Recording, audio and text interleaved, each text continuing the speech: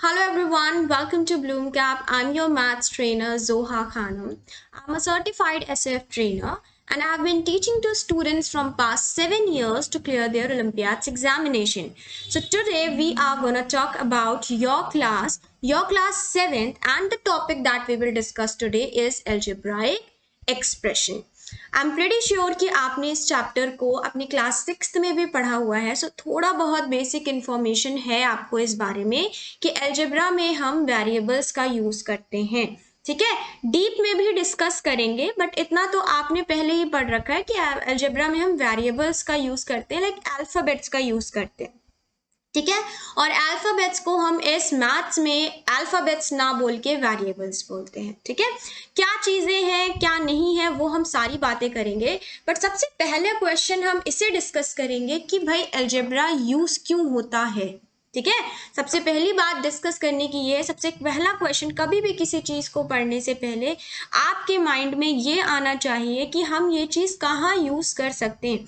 जब आप उसको यूज करना सीख लोगे तो आपको उसके कॉन्सेप्ट समझना आसानी हो जाएगी, समझ सकते हो आप उसके कॉन्सेप्ट और उसे अप्लाई भी कर सकते हो. ठीक है, चलो एक बहुत कॉमन से एग्जाम्पल ले लेते हैं. लाइक मैं आपसे फिल इन द ब्लैंक देती हूँ. ठीक है, हमने जब सेकेंड और थर्ड क्लास में थे तो हमने fill in the blank types question किए थे कि अगर ये आपका ब्लैंक है एंड यू हैव 4, ठीक है, और आपको इस ब्लैंक में 4 ऐड करना है, सो आपका आंसर आ जाए 7. ठीक है, सो ऐसे क्वेश्चंस आपने किए हैं और अब तो आप क्लास 7th में हो, तो ये क्वेश्चन का आंसर निकालना तो बहुत इजी है सबके लिए. फटाफट से सब बता देंगे कि मैम यहाँ पे क्या आने वाला है. मैम यहाँ पे आएगा 3. बिल्कुल सही बात है, 3 में जब 4 ऐड करेंगे तो आएगा 7. ठीक है, लेकिन अगर मैं यहाँ पे ऐसा कोई क्वेश्चन दे दूं कि ब्लैंक है, उसके बाद आपका लिखा है 123, उसके बाद आपका लिखा है 7957. अब मुझे एक बात बताइए, क्या आपके लिए इस क्वेश्चन का आंसर मेंटली निकालना पॉसिबल है? अभी तो हमने निकाल लिया 3 + 4 7, क्योंकि हमने इसे इतनी बार पढ़ा है कि हमारे दिमाग में फीड है कि 3 4 प्लस करेंगे 7 आंसर आना है. ठीक, बट अगर की जगह पे आपको 4 डिजिट्स के नंबर दे दूं, 5 डिजिट्स के नंबर दे दूं, तो क्या पॉसिबल है इस चीज को निकालना मेंटली? नहीं, पॉसिबल नहीं है. सो आप इसके लिए क्या करोगे? आप इसके लिए अलजेब्रा का यूज करोगे. यहाँ आती है हमारी अलजेब्रा. ये तो सिर्फ एक एग्जाम्पल है, आप तो डेली लाइफ में बहुत सारी सॉल्व चीजें करते होंगे जहाँ पे आप को पता भी नहीं होता होगा और आप इस एप्लीकेशन का यूज करते होगे, इस अलजेब्रा का इस्तेमाल करते होगे वहां पे. सो इस क्वेश्चन को सॉल्व करने के लिए हम क्या करेंगे, हम एज्यूम करेंगे कि यहाँ पे कोई अल्फाबेट है ए. ठीक है, और इस अल्फाबेट ए की वैल्यू हम फाइंड आउट करेंगे. अब कैसे फाइंड आउट करेंगे वो आपको इसको जानने के लिए जब हम पूरे चैप्टर को पढ़ लेंगे ना, तो आपको समझ में आ जाएगा कि भाई ए की वैल्यू या किसी अल्फाबेट की वैल्यू किसी इक्वेशन में कैसे निकाली जाती है. बिकॉज यहाँ पे कुछ प्रोसेस है, कुछ स्टेप्स लगते हैं, आपको वैल्यू इधर पर, अगर सिंपली मैं अभी सॉल्व कर दूं, ज्यादा लॉजिक एक्सप्लेन ना करूं, तो ए की वैल्यू निकालने के लिए आपको क्या करना होगा, 7957 में से 1 2 3 को सब्ट्रैक्ट कर देना होगा. ठीक है, सो आपका आंसर आ जाएगा 7834, यानी कि 7834 वो नंबर है जिसमें 123 को ऐड किया जाए तो आपको आंसर मिलने वाला है 7957. ठीक है, सो यहाँ पे आपका अलजेब्रा यूज होता है. कहने का मतलब जब आपको क्वेश्चंस दिए हो, है ना, कहने का मतलब जब आपको क्वेश्चन में कुछ मिस कर दिया गया हो और आपको आंसर बता दिया जाए कि ये आंसर आना है, तब वहां पे आपको अपनी अलजेब्रा का इस्तेमाल करना होता है. ठीक है, अब हम बात करते हैं कि ये असल में क्या होता है अलजेब्राइक एक्सप्रेशन. सो अलजेब्राइक एक्सप्रेशन आपकी एक एक्सप्रेशन है जिसमें हम पढ़ते हैं कॉम्बिनेशन. कॉम्बिनेशन किस चीज का? Combination of constant, combination of constant with variables. अब ये दोनों कॉम्बिनेशन में होते हैं तो इनके बीच में कुछ होना चाहिए. भाई कांस्टेंट का वेरिएबल को कंबाइन करना है, सो इनके बीच में कंबाइन करने के लिए कुछ तो होना चाहिए ना. सो इनके बीच में कंबाइन करने के लिए हम यूज करते हैं operations. Operations like addition, subtraction, multiplication, division, वही 4 बेसिक ऑपरेशन जो आप क्लास फर्स्ट से सीखते आ रहे हो मैथ्स में। ओके, सो एल्जेब्राइक एक्सप्रेशन एक ऐसी एक्सप्रेशन है जिसमें आपका कांस्टेंट होता है, जिसमें आपका वेरिएबल होता है और एक कांस्टेंट वेरिएबल ज्वाइन होते हैं किसी ना किसी ऑपरेशन की हेल्प से, और इनसे मिलके जो फॉर्म होता है that is an algebraic expression. Okay, एक एग्जाम्पल ले लेते हैं। जैसे मैंने अभी आपको थोड़ा सा डिटेल में बताया, थोड़ा सा ब्रीफ किया, नॉट डिटेल, कि भाई जो वेरिएबल होता है उसे अल्फ़ाबेट को हम वेरिएबल बोलते हैं। सो अल्फ़ाबेट कोई भी ले लो भाई, वाई ले लिया हमने अल्फ़ाबेट, ठीक है। फिर हमने कहा कि वेरिएबल को कांस्टेंट के साथ कंबाइन किया जाता है किसी ऑपरेशन से। चलो एक ऑपरेशन ले लिया हमने डिवाइड का, अब हम इसे कांस्टेंट के साथ कंबाइन करें। कांस्टेंट क्या चीज होती है? कांस्टेंट हम कहते हैं नंबर्स को। सो y डिवाइडेड बाय 9 ये हो गई हमारी एक एल्जेब्राइक एक्सप्रेशन। ओके, इसी तरीके से दूसरी ले लेते हैं, 4 प्लस एक्स, 4 हो गया कांस्टेंट, x हो गया हमारा वेरिएबल, प्लस हो गया हमारा ऑपरेशन, राइट। So किसी combination of variables and constant with the help of operations is termed as algebraic expression. Okay, चलिए नेक्स्ट बात करते हैं हम कि भाई ये वेरिएबल असल में क्या है, क्यों लेते हैं हम वेरिएबल algebraic expression में। So variable does not have a fixed value. Variable इसलिए लिए जाते हैं क्योंकि हमें उसकी फिक्स्ड वैल्यू नहीं पता होती है, उसकी कोई फिक्स्ड वैल्यू नहीं होती है। लाइक मैंने बोला कि क्लास में 10 स्टूडेंट्स हैं, ठीक है। इस क्लास में पढ़ने वाले कितने स्टूडेंट्स हैं? इस क्लास में पढ़ने वाले आपके 10 स्टूडेंट्स हैं, ठीक है। और मेरे पास है एक वेरिएबल x, ठीक है, मेरे पास है एक वेरिएबल x। यहाँ पे 10 स्टूडेंट्स क्लास में पढ़ रहे हैं। मैंने एक स्टूडेंट से पूछा कि बेटा ये बताओ आप x को कितने पैसे कंट्रीब्यूट करना चाहते हो। सो उसने बोला कि मैम मैं x को 10 रुपीज़ कंट्रीब्यूट करना चाहता हूँ। सो अभी x की वैल्यू क्या हो गई? 10 हो गई। फिर मैं आपके किसी फ्रेंड से पूछ लूँ कि आप कितने देना चाहते हो। सो हो सकता है वो ये बोले कि मैम मैं 100 रुपीज़ कंट्रीब्यूट करना चाहता हूँ। सो अब x की वैल्यू क्या हो गई? 100 हो गई, ठीक है। थर्ड किसी स्टूडेंट से पूछूं, हो सकता है वो कह दे 50 रुपीज़ कंट्रीब्यूट करना चाहते। तो आप देख रहे हो ना कि मेरे पास तो वेरिएबल x ही था, लेकिन हर स्टूडेंट अपने हिसाब से कोई वैल्यू x को दे सकता है। सो इसका मतलब वेरिएबल हम तब लेते हैं जब हमें किसी फिक्स्ड वैल्यू का पता ना हो, ठीक है। इट कैन बी वैरिड का मतलब ये बदल सकती है, और इसे हम रिप्रेजेंट करते हैं लेटर से। अब लेटर्स आपकी मर्जी से हो सकते हैं, you know there are 26 letters in your English. So उन 26 में से आप कोई भी अपनी मर्जी का लेटर चूज कर सकते हैं, ठीक है। सो समझ में आया वेरिएबल क्या होता है एल्जेब्राइक एक्सप्रेशन में। वेरिएबल वो चीज है जिसकी वैल्यू फिक्स नहीं होती है, ठीक है, और वहां पे किसी एक्सप्रेशन में, किसी इक्वेशन में हम उस वेरिएबल को पुट करते हैं ताकि हम उसकी कोई फिक्स्ड वैल्यू को निकाल सकें। ओके, चलिए नेक्स्ट हम बात करेंगे। हमने पढ़ा एक टर्म कि वेरिएबल कंबाइन होता है किसके साथ? कांस्टेंट्स के साथ। सो ये कांस्टेंट क्या है? थोड़ा सा तो मैंने आपको बता दिया कि कांस्टेंट होता है नंबर, बट हमें एक्चुअल में पता भी तो होना चाहिए। मान लो कोई क्वेश्चन हमसे पूछ ले कि भाई कांस्टेंट तुमने अलजेब्रा में पढ़ा है, ये क्या चीज़ होती है, तो आप ये थोड़ी ना कहोगे कांस्टेंट खाली नंबर होता है, हमें उसे डिफाइन करना आना चाहिए। सो कांस्टेंट क्या चीज़ है? कांस्टेंट एक ऐसी चीज़ है जिसकी वैल्यू फिक्स्ड होती है। फिक्स्ड का मतलब हमने क्यों नंबर ही लिया, क्या कोई और चीज फिक्स्ड नहीं होती? समझते हैं इस चीज को। देखिए अगर मैंने आपको 10 रुपीज दिए, ठीक है, या आपको स्कूल से निकलते वक्त आपके फादर 10 रुपीज देते हैं कि बेटा इसको जाके आप मेस में कुछ खा लेना, ठीक। सो एक बात बताओ, क्या मेस तक पहुंचते पहुंचते आपके 10 रुपीज 100 में चेंज हो जाएंगे, या वो 10 रुपीज से 5 रुपीज हो जाएंगे? अपने आप चेंज हो जाएंगे क्या? नहीं, 10 ही रहेगा। किसी को 100 रुपीज मिले हैं तो वो 100 ही रहेंगे। आप उसे 2 दिन बाद यूज करो, आप उसे आज यूज करो, या आप उसे कितने भी टाइम बाद यूज करो, वो वैल्यू चेंज नहीं होने वाली, मतलब वो रुकी हुई वैल्यू है। सो कांस्टेंट का मतलब क्या होता है? जो चीज रुकी हुई हो, जो चीज फिक्स्ड हो। सो इसीलिए हम कांस्टेंट में किसको लेते हैं? नंबर्स को लेते हैं। So constant has a fixed value. अब इसके साथ एक स्टेटमेंट लिखा हुआ है and this is a very important statement to understand, बहुत ध्यान से देखिएगा। स्टेटमेंट कह रहा है a number without a variable is constant, मतलब कांस्टेंट के साथ एक कंडीशन भी ऐड है कि इसे बिना वेरिएबल के होना चाहिए, मतलब सिर्फ नंबर, जैसे लिखा है 7, 7 इज अ कांस्टेंट, 3 अलग एक नंबर ये कांस्टेंट है, 1 ये भी एक नंबर कांस्टेंट है, लेकिन अगर ये वेरिएबल के साथ है, कांस्टेंट अगर वेरिएबल के साथ है तो फिर वो कांस्टेंट नहीं है। अब हमें ये समझना है कि कब कब नहीं है, ठीक है। सो यहाँ पे देखो 4 ऑपरेशंस होते हैं ना आपके पास, इसका मतलब कांस्टेंट और वेरिएबल कंबाइन हो सकते हैं उन चारों ऑपरेशन से। तो हम 4 एग्जांपल्स लेंगे। पहला एग्जांपल लिया 4 प्लस एक्स का, दूसरा एग्जाम्पल लिया 4 माइनस एक्स का, देखो कंबाइन हो रहा है, वेरिएबल और कांस्टेंट दोनों कंबाइन हो रहे हैं।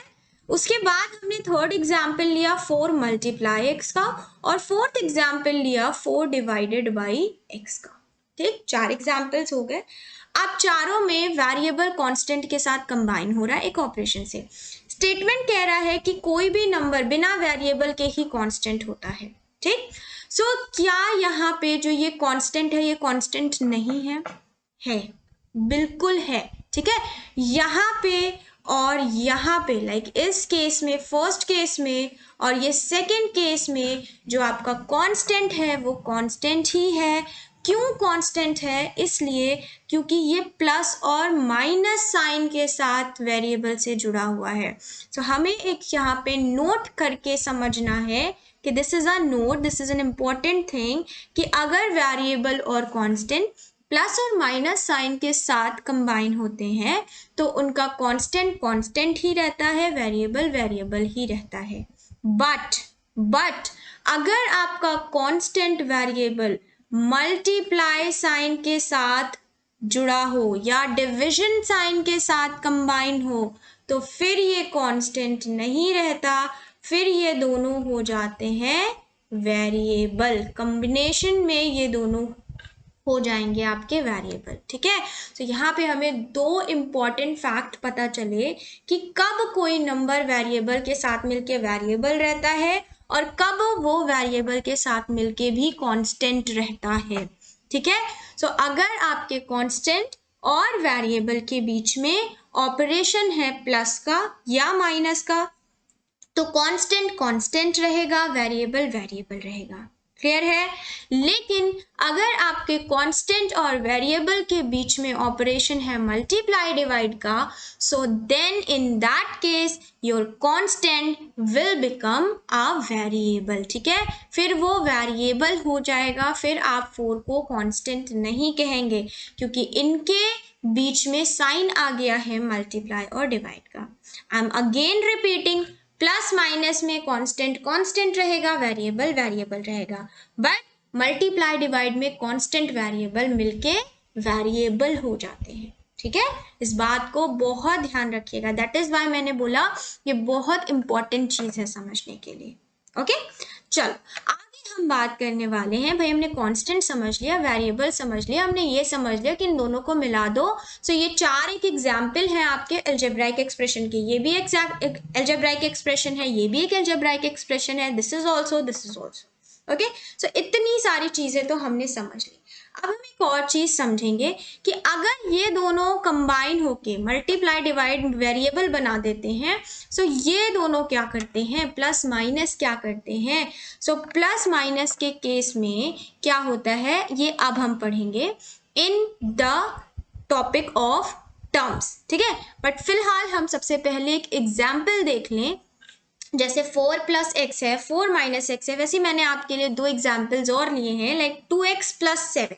ठीक है, अब वहां पे देखो कांस्टेंट अलग, वेरिएबल अलग, सो हो सकता है आपका कॉन्सेप्ट इतना क्लियर ना हो, बट यहाँ पे इस एग्जाम्पल को देख के आपके कॉन्सेप्ट बिल्कुल क्लियर हो जाएंगे। पहला एग्जाम्पल है 2x प्लस 7। ठीक है, अब देखो आपका एक कांस्टेंट है, ये क्या है, ये कांस्टेंट है। क्यों? मैंने बोला ना प्लस के साथ अगर कंबाइन हो रहा है तो कांस्टेंट कांस्टेंट ही रहेगा। So this is a constant over here. But यहाँ पे आप देखो 2 कंबाइन हो गया है x के साथ, ठीक है। अब आप सोच रहे होगे मैम यहाँ तो कोई ऑपरेशन ही नहीं लगा है। जब आपको ऐसा कुछ दिखे कि लगे आपको कि भाई कॉम्बिनेशन तो हो रहा है, कंबाइन तो किया गया है, बट उनके बीच में कोई ऑपरेशन नहीं है, सो समझ जाइएगा वहां पे मल्टीप्लाई है। ठीक है।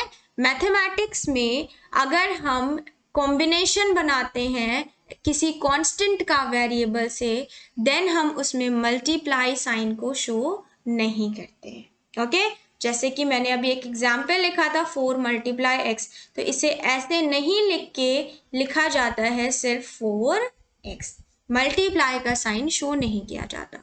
सो इसका मतलब यहाँ पे क्या है, 2 मल्टीप्लाई x है। ओके, अब क्योंकि ये मल्टीप्लाई साइन के साथ जुड़ा हुआ है वेरिएबल से, तो ये पूरा मिलके हो गया वेरिएबल, राइट। सो हमने बना लिया एक एक्सप्रेशन जिसमें हमारा वेरिएबल भी प्रेजेंट है, जिसमें हमारा कांस्टेंट भी प्रेजेंट है और जिसमें हमारा प्लस भी प्रेजेंट है। ठीक है।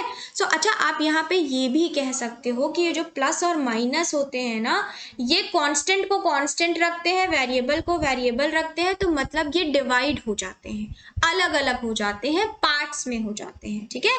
तो ये हो गया एक पार्ट आपका 2x वाला, और ये कांस्टेंट का अलग सा पार्ट हो गया। ठीक। इसी तरीके से एक दूसरा एग्जाम्पल है 4z। अब बताइए 4 और z के बीच में किसका साइन है, मल्टीप्लाई का साइन है। सो मल्टीप्लाई के साथ मिलके ये पूरा बन गया वेरिएबल, और ये आपका रहा कांस्टेंट। तो मतलब माइनस ने क्या किया, माइनस ने कांस्टेंट को कांस्टेंट रखा, वेरिएबल को वेरिएबल रखा, और इनको अलग रखा। ये भी तो कैसे ना कह सकते हैं ना कि अलग रखा, इन दोनों को मिलने नहीं दिया। ठीक है। सो ये भी आपका एक एग्जाम्पल है किसका, अलजेब्राइक एक्सप्रेशन का।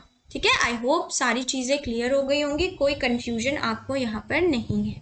ठीक है। अब हम बात करते हैं कि जब ये अलग अलग हो जाते हैं तो हम इन्हें क्या कहते हैं, तब हम इन्हें कहते हैं टर्म्स। ठीक है। क्योंकि जैसे मैंने बोला ना कि अल्फाबेट्स नहीं बोलते, हम बोलते हैं वेरिएबल, वैसे ही जब प्लस माइनस अलग अलग कर देता है, कांस्टेंट को कांस्टेंट, वेरिएबल को वेरिएबल, तो हम उसे ये नहीं बोलेंगे कि ये पार्ट्स हैं, हम उन्हें ये बोलेंगे कि ये एक्सप्रेशन के टर्म्स हैं। ठीक है।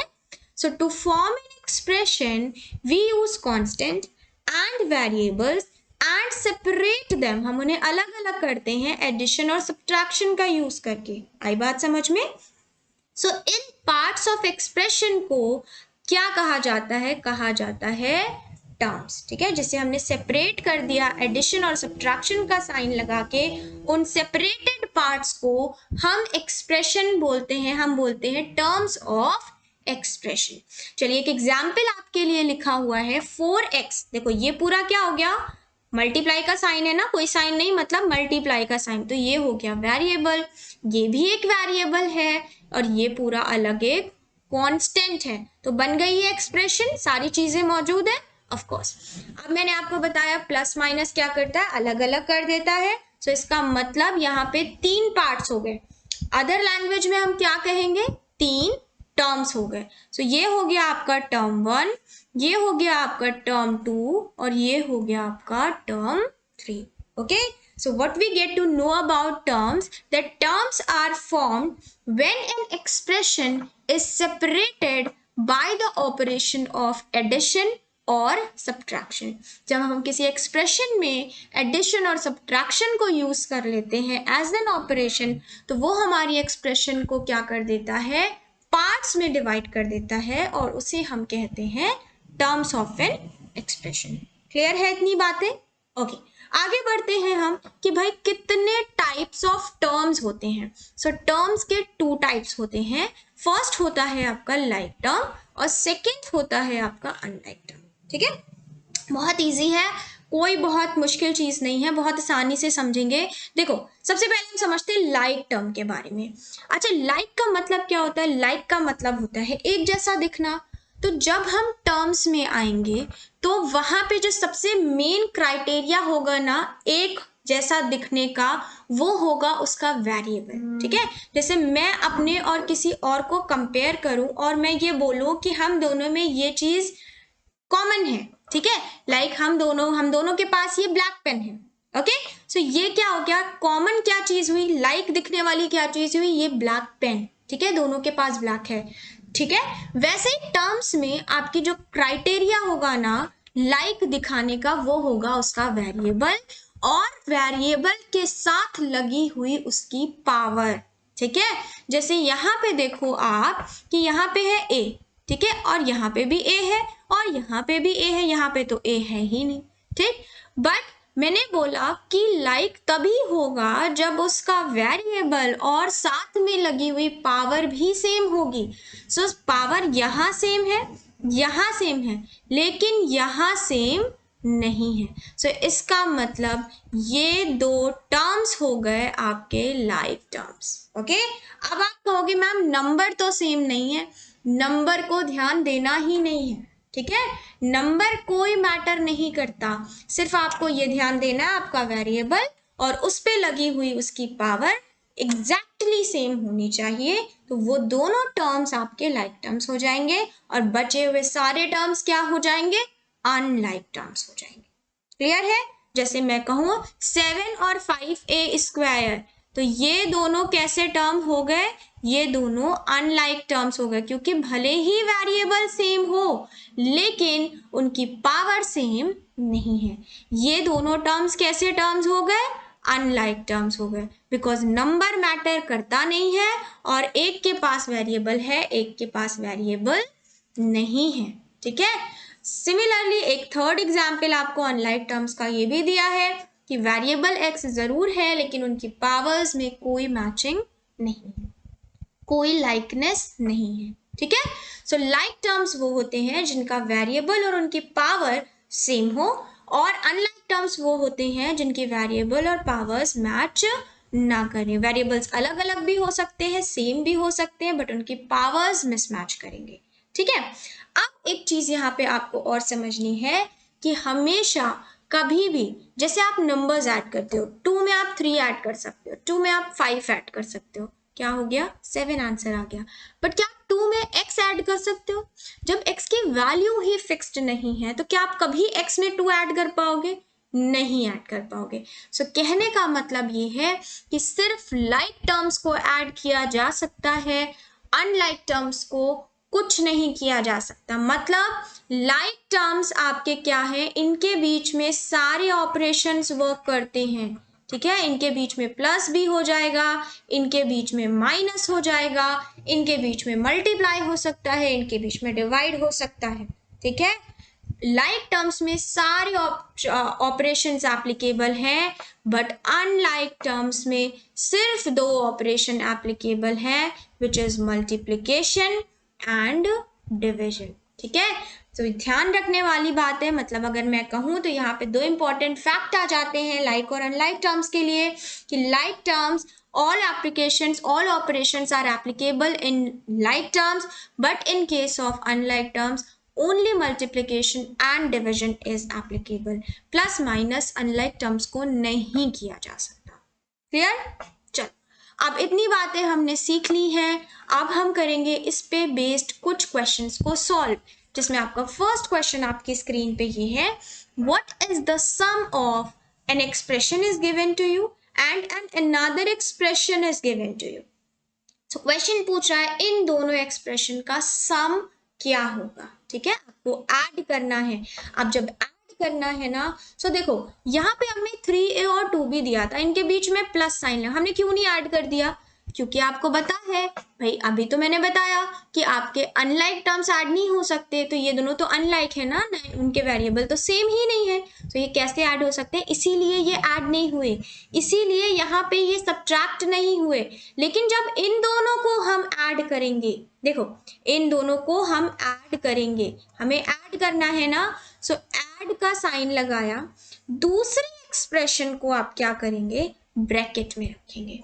ठीक है, क्योंकि यहाँ पे माइनस है, अगर यहाँ पे माइनस नहीं होता ना तो हम इसे लिख देते, डायरेक्टली लिख देते, हम कुछ नहीं बताते आपको, लेकिन जब माइनस आ जाए, ओके, सो चाहे आपको यहाँ पे ऐड करना हो, चाहे आपको यहाँ पे सब्ट्रैक्ट करना हो, आप दूसरी एक्सप्रेशन को हमेशा ब्रैकेट के अंदर लिखेंगे। इस बात को बहुत अच्छे से समझ लीजिए, क्योंकि ये चीज आपके क्वेश्चन को गलत करवाएगी। ठीक है, कि अगर आपकी एक्सप्रेशन के फर्स्ट टर्म में माइनस है, ठीक है, अगर आपकी एक्सप्रेशन, ये एक्सप्रेशन थी, इसके फर्स्ट टर्म में माइनस है, तो आपको चाहे प्लस करना हो दो एक्सप्रेशन को, चाहे माइनस करना हो दो एक्सप्रेशन को, आप सेकेंड एक्सप्रेशन को ब्रैकेट के अंदर ही लिखेंगे। क्लियर है, समझ आ गया। अब हम आते हैं कि इसे सॉल्व कैसे करना है। अब देखो मैंने ये तो बता दिया कि फर्स्ट एक्सप्रेशन और सेकेंड एक्सप्रेशन आपस में जुड़ क्यों नहीं पाई, क्योंकि ये यहाँ पे अनलाइक है, यहाँ पे अनलाइक, बट हम ये देख रहे हैं कि ये और ये तो लाइक है ना, ए और ए है और पावर भी सेम है 1 1, तो इसका मतलब ये दोनों तो ऐड हो सकते हैं, बट ऐड करने के लिए सबसे पहले तो इसे ब्रैकेट से बाहर निकालना पड़ेगा। क्यों? क्योंकि ब्रॉडमास क्या कहता है, आपने सिंप्लीफिकेशन पढ़े है ना क्लास 5th में, तो सिंप्लीफिकेशन जब हम करते थे तो हमें क्या यूज करना होता था, ब्रॉडमास। मतलब सबसे पहले हम ब्रैकेट ही सॉल्व करेंगे, तब हम आएंगे ऑफ पे, उसके बाद हम करेंगे डिवीजन, उसके बाद हम करेंगे multiplication, then we will add and then we will subtract.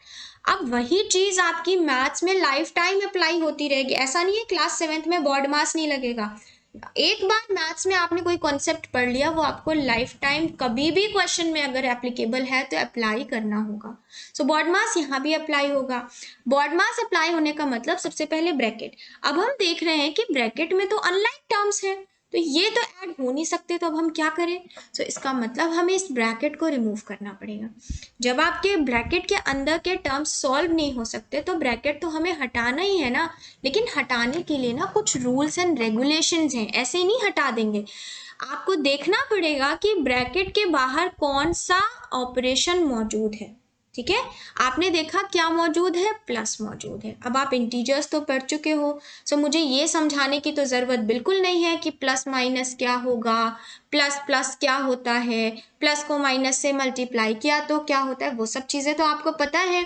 सो बस आपको इतना ध्यान रखना है कि अगर ब्रैकेट के अंदर अनलाइक टर्म्स हैं जिन्हें आप सॉल्व नहीं कर सकते, तो आप ब्रैकेट हटाएंगे, और ब्रैकेट हटाने के बाद जो बाहर ऑपरेशन मौजूद है उस ऑपरेशन से अपने सारे टर्म्स को, ठीक है, जो टर्म्स ब्रैकेट के अंदर थे उनको मल्टीप्लाई करेंगे। ठीक है, क्या कहा मैंने कि ब्रैकेट के बाहर जो ऑपरेशन मौजूद है, ब्रैकेट हटाने पर आपको इस ऑपरेशन को सारे टर्म्स के साथ बारी बारी से मल्टीप्लाई करना है।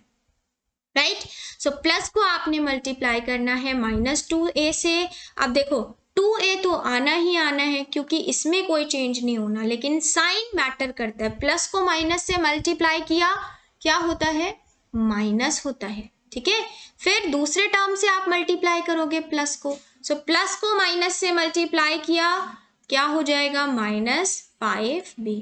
अच्छा, इसे हम डिस्ट्रीब्यूटिव प्रॉपर्टी कहते हैं कि नहीं, 6th में पढ़ा, 7th में भी पढ़ा। डिस्ट्रीब्यूटिव प्रॉपर्टी क्या होती है कि ब्रैकेट के बाहर मौजूद जो भी चीज़ है, नंबर है, ऑपरेशन है, वो ब्रैकेट खुलते ही उसके सारे टर्म्स से मल्टीप्लाई होगा। नंबर होगा तो नंबर मल्टीप्लाई करेंगे, ऑपरेशन होगा तो ऑपरेशन को ऑपरेशन से मल्टीप्लाई करेंगे। क्लियर, अब हमारा ब्रैकेट खत्म। अब हम अपने लाइक टर्म्स को सॉल्व करेंगे। क्या होगा लाइक टर्म, 3a में आपने 2a को क्या करना है, सब्ट्रैक्ट करना है। अच्छा, अब क्वेश्चन ये आता है कि मैम कैसे सब्ट्रैक्ट करेंगे, a की वैल्यू तो हमें पता नहीं, आपने बोला कि वैल्यू नहीं पता है तो वो सॉल्व नहीं हो सकता। मैंने क्या बोला, लाइक टर्म सॉल्व हो सकता है, अनलाइक टर्म नहीं सॉल्व हो सकता। सो 3a से 2a आपको वैसे ही माइनस करना है जैसे आप 3 से 2 को माइनस करते हो। 3 से 2 को माइनस करोगे, क्या आंसर आएगा, 1। ठीक है, सो यहाँ पे आपका आ गया 1 और a हो गया a। ऐसा मत करना कि a से a को माइनस करके लिख दो, खाली 1 बचा, नहीं, वेरिएबल लिखा जाएगा। a वेरिएबल है, लाइक टर्म्स में आपके वेरिएबल a है, तो आपके आंसर में a आएगा। अब एक इम्पॉर्टेंट बात यहाँ पे ये बतानी है कि कभी भी अगर हम 1 को मल्टीप्लाई करते हैं किसी नंबर से, तो क्या हम 1 2 लिखते हैं या हम सिर्फ 2 लिखते हैं, हम सिर्फ 2 लिखते हैं। 1 2 लिखेंगे तो 12 हो जाएगा, वो तो गलत हो गया फिर, है ना। वैसे ही अगर आप वेरिएबल को मल्टीप्लाई करते हो, ठीक है, सो आंसर क्या हो जाएगा, वेरिएबल। सो हम 1a कभी नहीं लिखेंगे, हम क्या लिखेंगे, सिर्फ a। क्लियर है, समझ आई ये बात। चलिए इसको इरेज कर देते हैं, आपको समझाने के लिए बताया था। सो 3a में 2a गया, क्या बचा, a बचा। ठीक, सिर्फ ए बचा। वैसे ही अब हम 2b को ऐड करेंगे, किससे, माइनस करना है आपको, ठीक है। ये आपका 2b है, यहाँ आपका 5b है, तो 5 और 2 देखो प्लस माइनस, याद करो जल्दी से क्या होता है, इंटीजर्स में पढ़ा हुआ है, प्लस माइनस हो जाता है माइनस, है ना। सो 5 में 2 माइनस किया, आंसर क्या आया, आंसर आया 3, और वेरिएबल तो लिखा जाएगा, तो वेरिएबल है b। अब बात ये भी आती है कि साइन किसका लगेगा, तो इंटीजर चैप्टर में पढ़ा हुआ है कि साइन हमेशा बड़े वाले का लगता है। सो बड़ा है 5 के साथ लगा है माइनस, तो यहाँ आ जाएगा माइनस। सो सॉल्व कर ली हमने अपनी एक्सप्रेशन, आंसर डी आपका सही आंसर है ना। सो अब देखो बहुत सारी चीजें एक ही क्वेश्चन में आपको समझने को मिली। अब अगर आप ये सोचो एक ही बार में आपको आ जाए तो इट्स नॉट पॉसिबल, आपको कम से कम ये क्वेश्चन 2-3 बार देखना चाहिए रिपीट करके।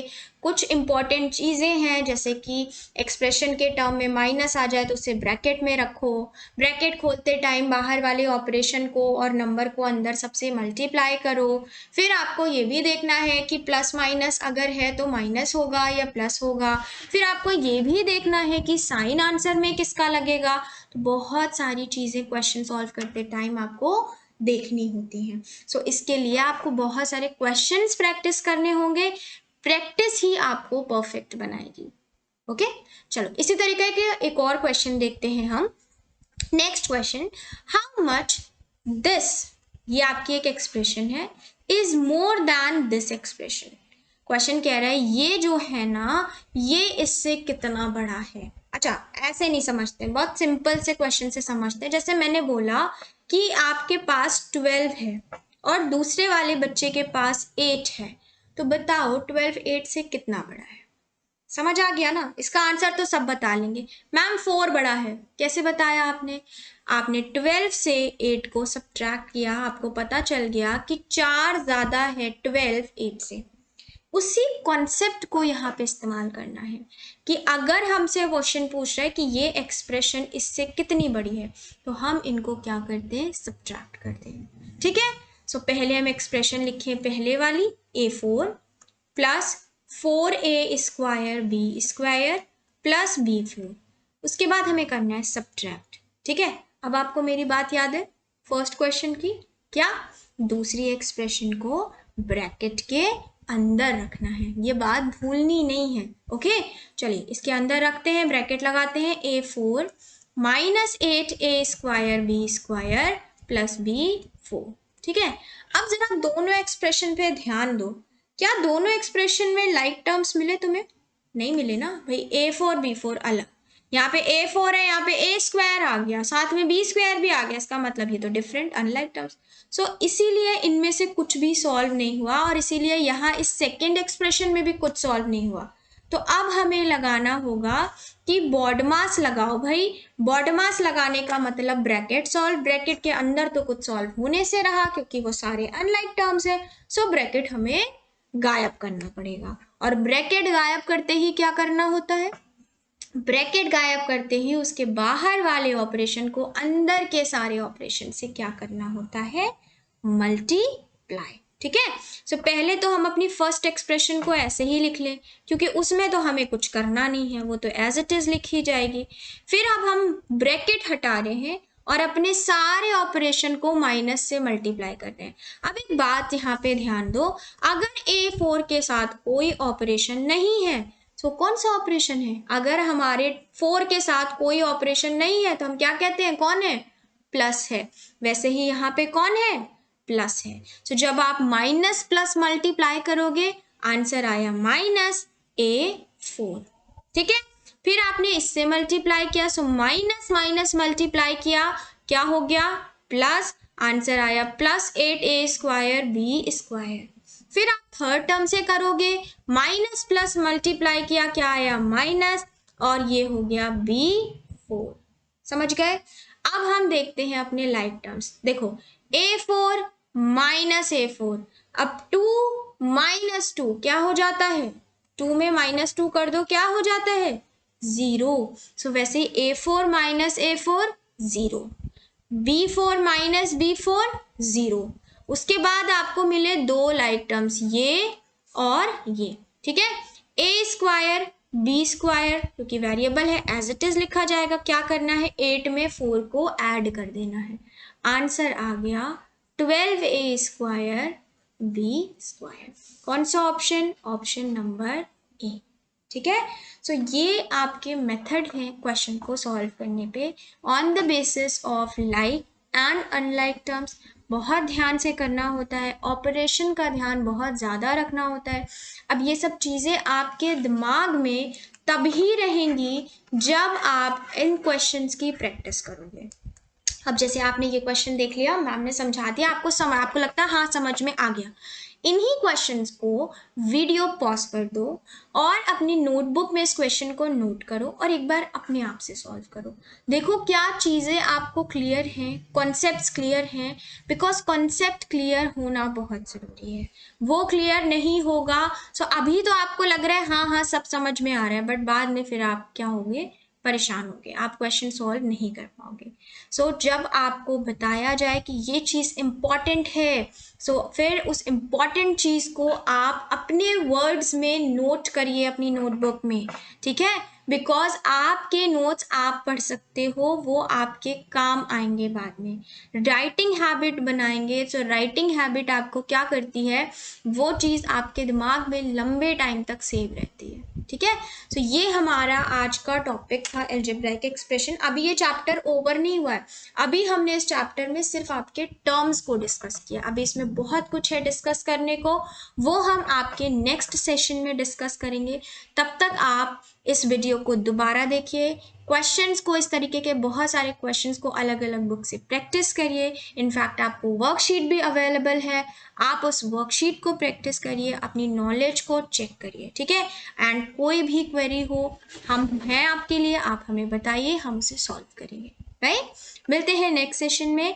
Till then bye bye and thank you so much. Okay.